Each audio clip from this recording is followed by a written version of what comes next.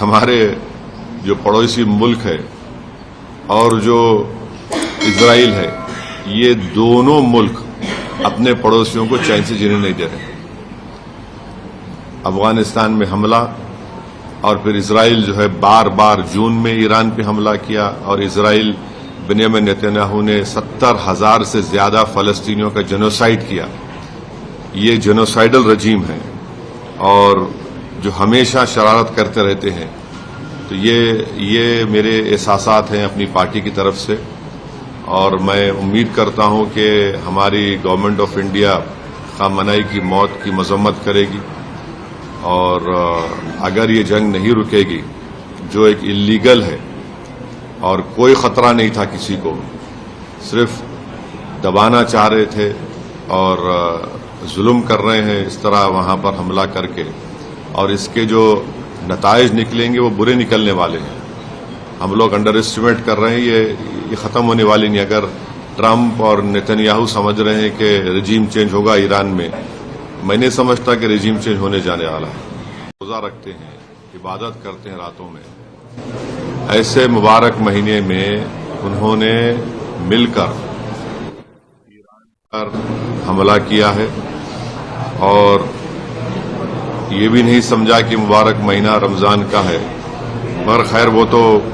انسانیت کو نہیں ماننے والے ہیں بنیامین نتنیاہو،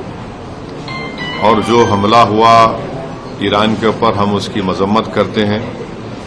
اور خاص طور سے جب جنیوا میں بات چیت کے ذریعے سے ایک بریک تھرو ہوا تھا، اور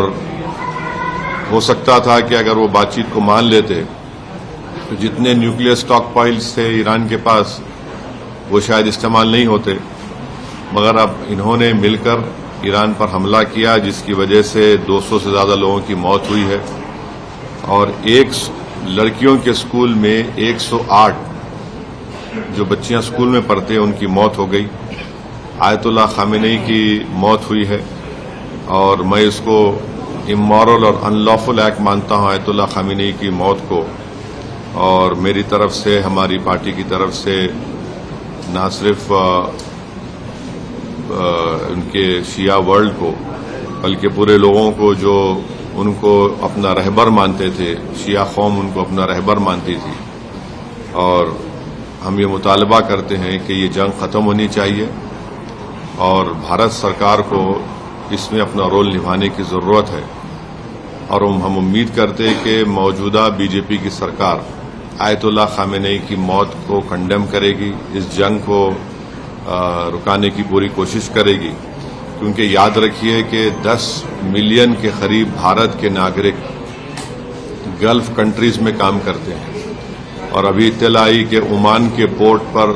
شاید ہمارے ایک انڈین ورکر کی زخمی بھی ہوئے ہیں۔ تو یہ بہت، اگر یہ جنگ نہیں رکے گی تو پھر یہ بہت آگے بڑھے گی، یہ ٹرموائل ہوگا پورے علاقے میں، اور آپ کو اندازہ بھی نہیں ہے کہ کئی بھارت کے لوگ جو عمرہ کرنے کے لیے گئے ہیں، اور وہ ٹریول ایجنٹ کے ذریعے جاتے، پیسے دیتے 2 دن مکے میں یا 3 دن مدینے میں، اب ان کے پاس پیسے نہیں ہیں، وہاں پہ فلائٹ ہی نہیں اڑ رہی ہے وہاں پہ۔ اگر آپ یہ ویڈیو YouTube پر دیکھ رہے ہیں تو ہمارے چینل کو سبسکرائب کر بیل آئیکن دبائیں، اور فیس بک پر دیکھ رہے ہیں تو ہمارے پیج کو لائک کریں۔ اگر آپ یہ ویڈیو YouTube پر دیکھ رہے ہیں تو ہمارے چینل کو سبسکرائب کر بیل آئیکن دبائیں، اور فیس بک پر دیکھ رہے ہیں تو ہمارے پیج کو لائک کریں۔